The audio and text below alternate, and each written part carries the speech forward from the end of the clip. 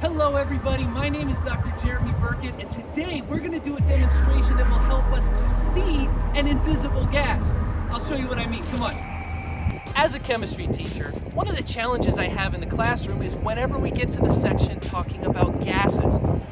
They're some of the most confusing things because even though gases are all around us and we interact with them every day, most of the time they're completely invisible. So it's hard to get a feel for how they work and how they move. But we're going to change that today. And one of the ways that we can see these invisible gases is if we put something in their way.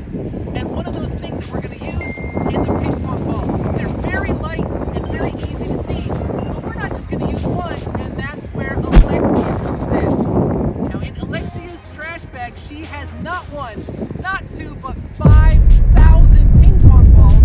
And when we get our sample of gas ready, she's going to put all of the ping pong balls on top of them so that whenever that invisible gas moves, we'll be able to see where the ping pong balls go and get an idea for that. Now you might be asking yourself, well, what kind of gas are we going to use? And that is where Brooke comes in. In this special insulated container, Brooke is holding a sample of liquid nitrogen.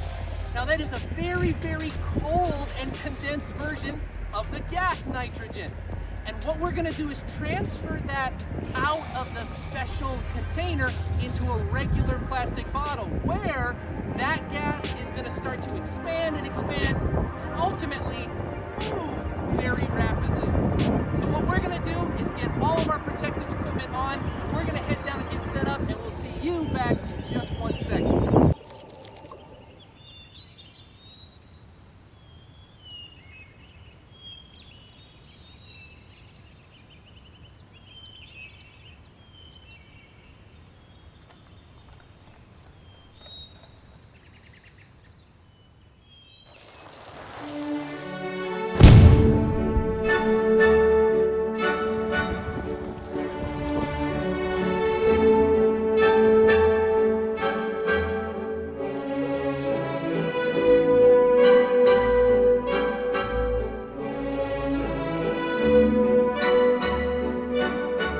As you could see, when that bottle just couldn't contain the gas anymore, it had nowhere to go but out and rapidly. And because we had the ping pong balls, we could see where that invisible gas was going.